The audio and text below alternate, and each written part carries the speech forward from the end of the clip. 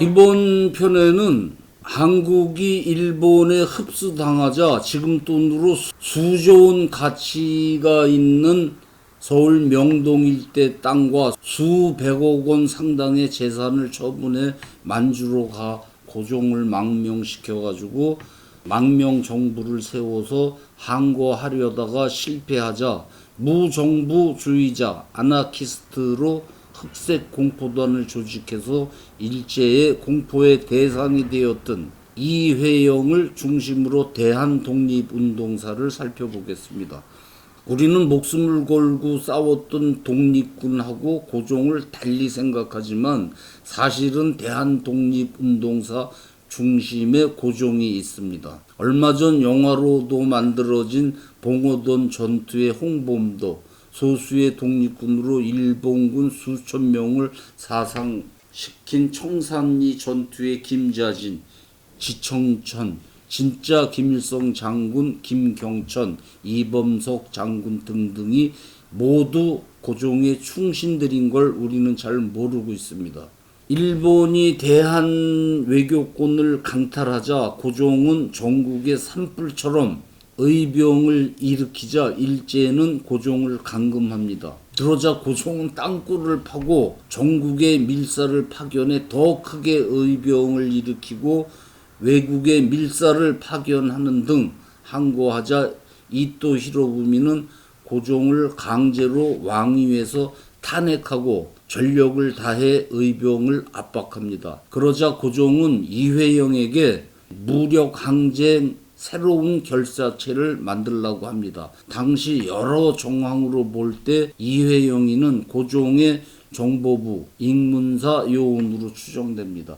그의 형이 고종의 우의정이었고 헤이그 밀사로 파견되었던 이상설도 그의 먼 친척간이었습니다. 그때 미국에 있던 안창호가 입국하자 이회용은 안창호, 전덕기, 이동용, 양기탁 등을 중심으로 국내 5개 세력을 연합해가지고 신민회를 조직합니다. 신민회는 교육사업을 하는 합법단체로 전국에 지부를 설치하고 사회 각계 각층 인사들을 가입시켜가지고 점차 최대 독립단체가 됩니다. 1907년 헤이그 밀사로 파견되었다가 이준 열사는 현장에서 순국하고 이상설이 만주로 돌아오자 이회영은 만주로 가서 그를 만나 둔만강 위 연해주, 압록강 건너 만주 지역에 독립군 기지를 설치하고 의친왕을 통해서 지원되는 고종의 자금과 자신의 돈을 합쳐서 한국 전역에 학교를 세우고 독립군 양성에 전력합니다. 합법적인 교육단체지만 내실 그 학생들을 전부 독립군으로 양성하려는 표입니다. 1909년 봄 이회영은 신민의 간부들을 소집해 그동안 교육한 학생들이 활동할 독립군 기지를 만주에 건설하기로 합니다.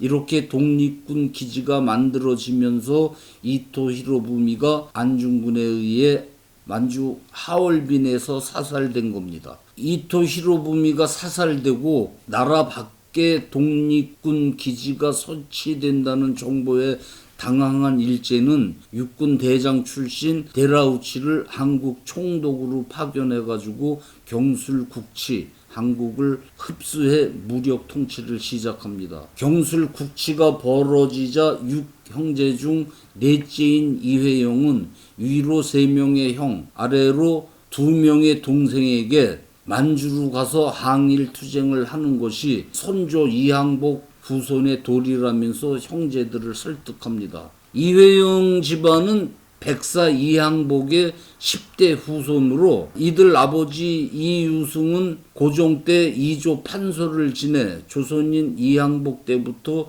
조선 6조의 으뜸 벼슬인 판서를 8대에 걸쳐 내리 배출한 조선의 명문가로 명망이 자자했고 지금 한국에서 가장 비싼 땅이라는 서울 명동 일대가 전부 이 집안 것으로 그들은 부러울 것이 없이 살 수 있었습니다. 한국을 병합한 당시 총독부는 고관 대작들을 회유하려고 독립운동은 쌍놈들이나 하는 짓이라면서 양반 주의대로 자귀를 내리고 막대한 은사금을 주어가지고 많은 양반들이 귀족 자귀와 이 돈에 환호하던 때에 이회영 형제들은 마족과 도적대가 우글거리는 만주로 가기 위해 일제의 감시를 피해 몰래 재산과 부동산을 팔기 시작합니다. 이들이 처분한 땅은 서울 명동 일대로 한성에서 이 집 땅을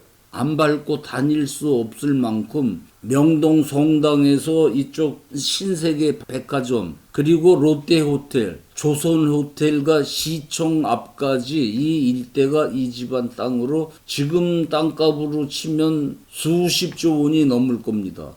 이회영 형제들은 토지를 빨리 헐값에 모두 팔아 현금을 만들고 전 가족 40여 명과 수행을 자청한 일꾼 등 총 60여 명이 안중근이 사형당한 그해 1910년 12월 한겨울에 정든 고향을 떠나 만주로 갑니다. 12월에 떠나고 1911년 1월 신의주에 도착한 그들은 영하 40도 극심한 추위 속에 열대의 마차, 그때 뭐 마차라는 게 그냥 소가 끄는 그 바람막이도 없는 그 마차에 나누어 타고 꽁꽁 얼어붙은 압록강에 도착합니다. 여기까지 따라온 일꾼 20여 명은 압록강 건너기를 거부해가지고 이들 식구 40여 명만 압록강을 건너 1차 집결지인 황도촌으로 갑니다. 황도촌에는 먼저 도착한 강화학파 정원하, 이건승, 홍순헌이 와 있었고 안동의 유학자 석주 이상용의 일가와 이상용의 촌남인 김대락 일가, 안동의 광호 김동삼 일가가 속속 도착합니다. 나라 안에는 매국노들이 일본이 하사한 자기와 은사금에 취해 있는 동안 조선을 대표하는 유학자들이 재산을 정리해가지고 이 허허벌판으로 독립운동을 위해 뛰어든 겁니다. 100여 명의 이들은 지금 조선족이 많이 사는 그 길림성 통화현 일대의 토지를 사가지고 1912년 3월부터 독립군 양성을 위한 신흥 무관학교를 세워 독립군을 훈련하기 시작합니다. 당시 잡지 아리랑에 신흥 무관학교를 졸업한 김산의 수기를 보면 학교는 산속에 있었으며 18개 교실이 있었다. 처음에는 18살에서 30살 학생 100여 명 가까이가 입학했다. 학과는 새벽 4시에 시작하고 취침은 밤 9시에 했다.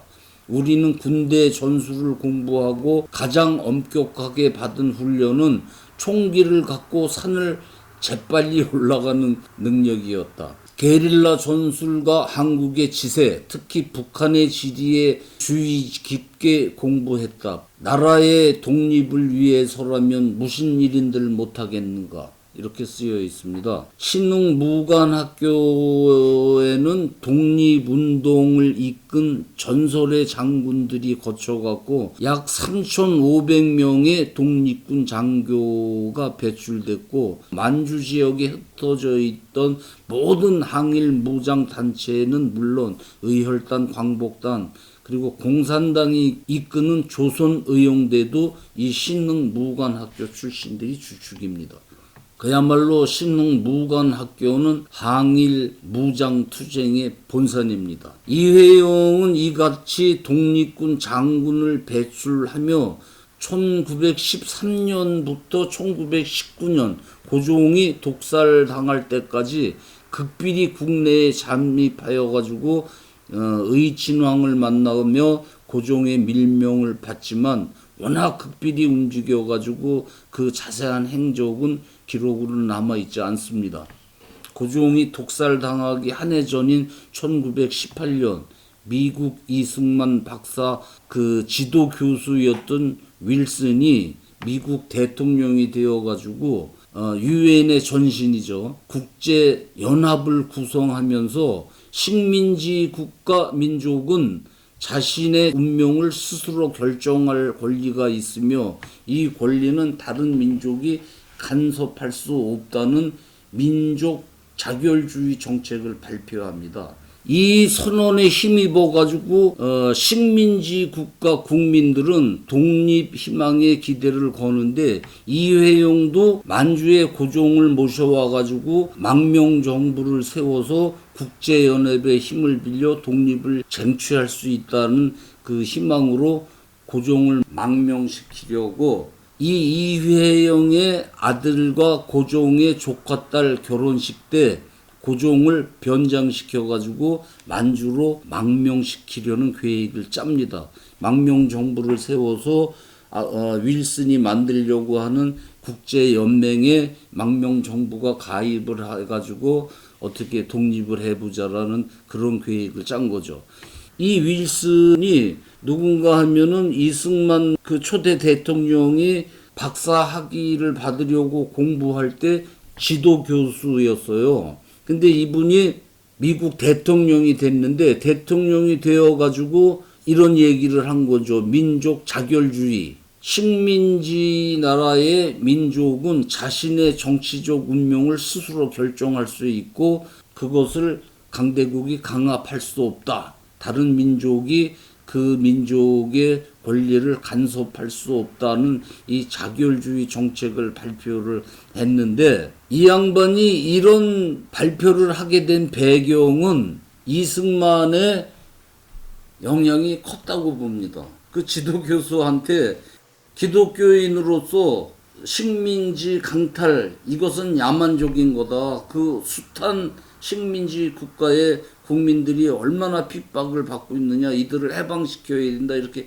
계속 얘기를 해가지고 민족 자결주의라는 것을 그런 정책을 발표하게 된 것으로 보이는 거죠. 이 선언에 각 식민지 국가 국민들이 독립의 희망을 거는데 이회용도 만주에 고종을 모셔와가지고 망명 정부를 세워서 국제연합에 가입을 해가지고 그 힘을 빌려가지고 독립을 쟁취할 수 있겠다.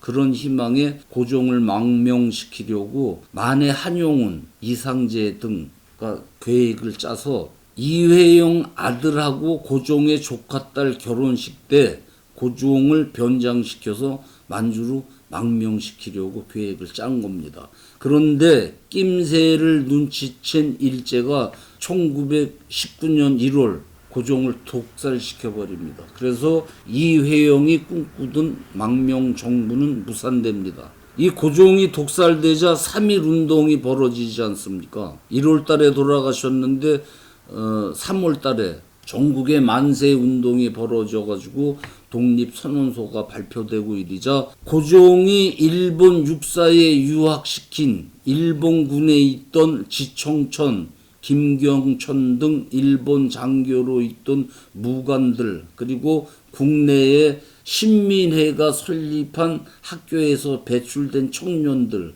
그리고 대종교 신자들 이범석 같이 중국 장개석 군대에 있던 군인과 장교들이 신흥무관학교로 직결하게 됩니다. 김자진 장군도 대종교의 독실한 신자예요. 그리고 그때 많은 독립군들이 나철이 세운 민족종교 한국 불교가 이회용을 통해서 일본 불교화돼 버리고 그리고 그때 가장 컸던 민족종교 동학교가 이용구를 통해 가지고 일본 친일파가 돼 버리고 이러자 새로 생긴 종교가 대종교인데 이 대종교 교인들이 청년들이 전부 만주로 가서 독립군에 가담을 하는 거죠. 그 일본 장교로 있던 김경천은 만주로 가서 일본군을 교란시키려고 모든 독립군 장교들에게 김일성이라는 이름을 사용케 합니다.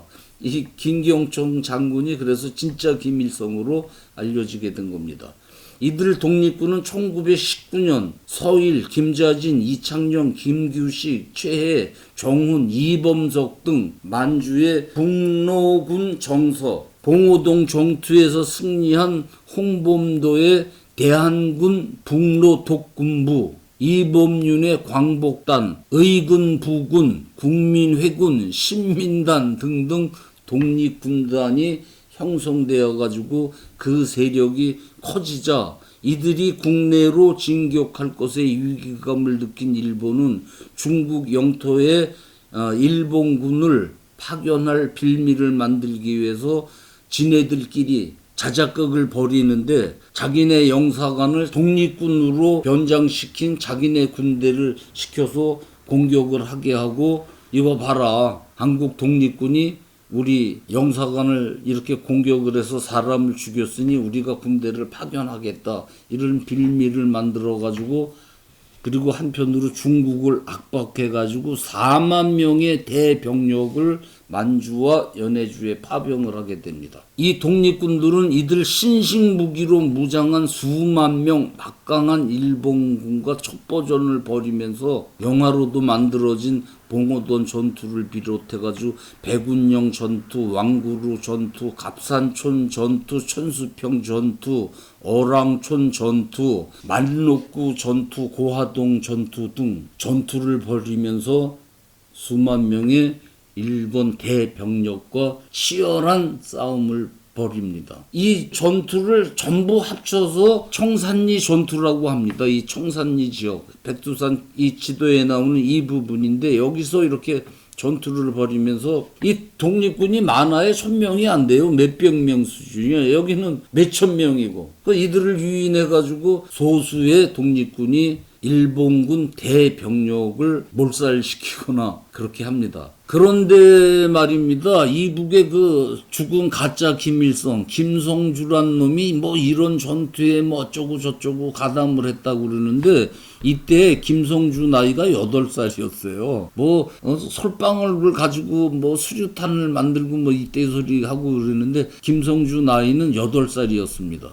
이때 전투를 벌였던 모든 장군들은 다 고종의 충신들입니다. 그거를 몰라요. 이 독립군들하고 고종하고는 별개인 걸로 아는데 이 모든 지원을 고종이 했습니다. 이들이 사용한 무기는 그때 마침 이 블라디보스톡의 체코의 독립군들이 체코가 무기가 좋지 않습니까? 러시아가 체코의 독립군 반군을 독립시켜 주겠다고 했는데 안 해주니까 그들이 지니고 있던 무기들을 고종이 지원한 자금으로 독립군한테 판매하게 되고 이러면서 좋은 체코제 무기를 독립군들이 쥐고 이러면서 이회영 그리고 전국에서 그 학자들 양반들이 가지고 갔던 재산들로 다 이거를 사면서 이때 벌써 이들의 재산은 소진되어 갑니다.